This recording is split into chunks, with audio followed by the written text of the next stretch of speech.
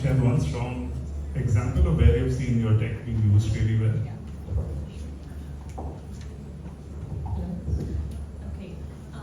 As you heard in the intro, I heard the word autism, and that's how I came into this space, into being here.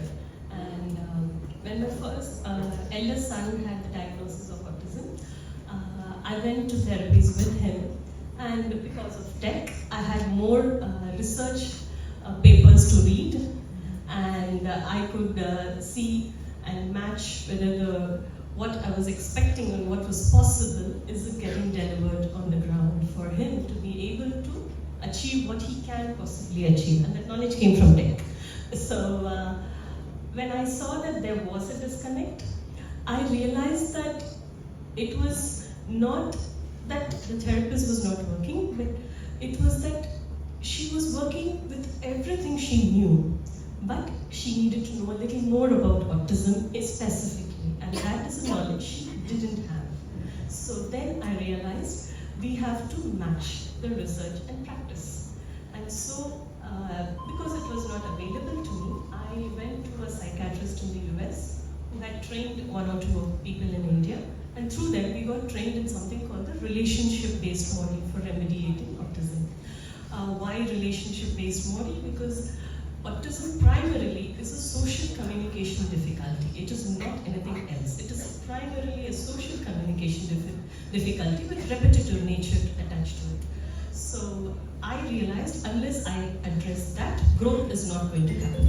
And that I wanted to address. And the relationship model gave me a chance to address it. And when my son started doing very well, obviously the people around started asking.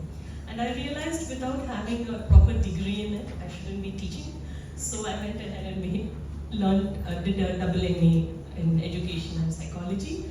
And then I realized that I'm able to address only 10 parents in a year. And it is 1 in 36 today, the number of autistic children. And I needed a platform where this knowledge can be placed. And people can consume however they can. Okay, so in COVID, me, myself, my husband, and children, we shot videos on how to practically do it. And we encouraged parents to try, because even if you give 40 hours of therapy in a week, unless it is a lifestyle, it is not going to change. So parents had to be onboarded. And the best way to do it was through the phone, because it is private, it is on demand, and they can use it even when they are traveling. And it's pretty much a lot of knowledge. And when they see the practical demo, after they've seen, when they try it throughout the courses, we also have a feature in the app where once in 15 days they can come, they can put up the video what they've done for the week, and we give feedback. And if they want, that is free, where you don't want to reveal yourself, you're just learning. There is a nominally charged one where you come in once in 15 days, we see what you have done and we give you a feedback. And there is a premium version also where we hold you the whole stretch. One of the success stories, it is cost effective. And I, about a decade ago, paid 25,000 rupees per month just to learn it. That is not affordable by all. Since I had lived abroad, I had the money to be able to do it. And one of the reasons we did the app is to make it affordable.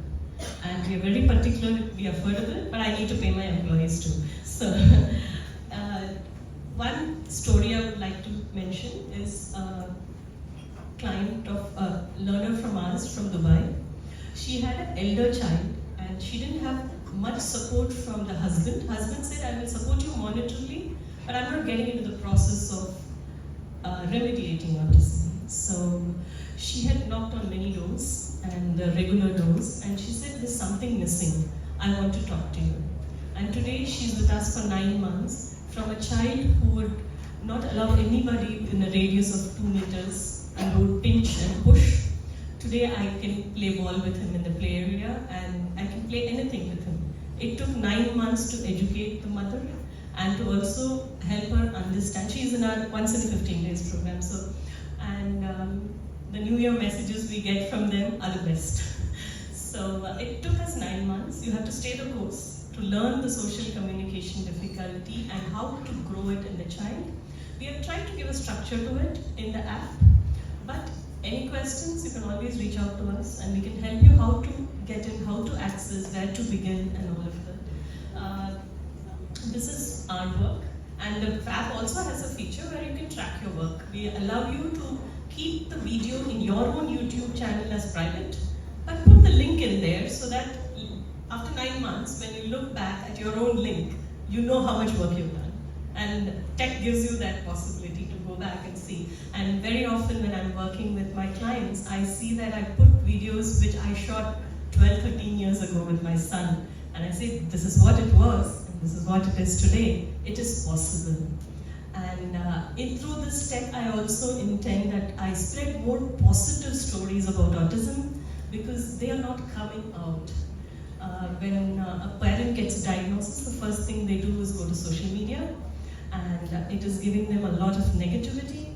So one of the wishes I have, I know Swapnil, that's your last question, but one of the wishes I have for the community itself is that when we give a diagnosis of autism, do attach some good stories with it, so that the stories they hear, it makes or breaks the parent.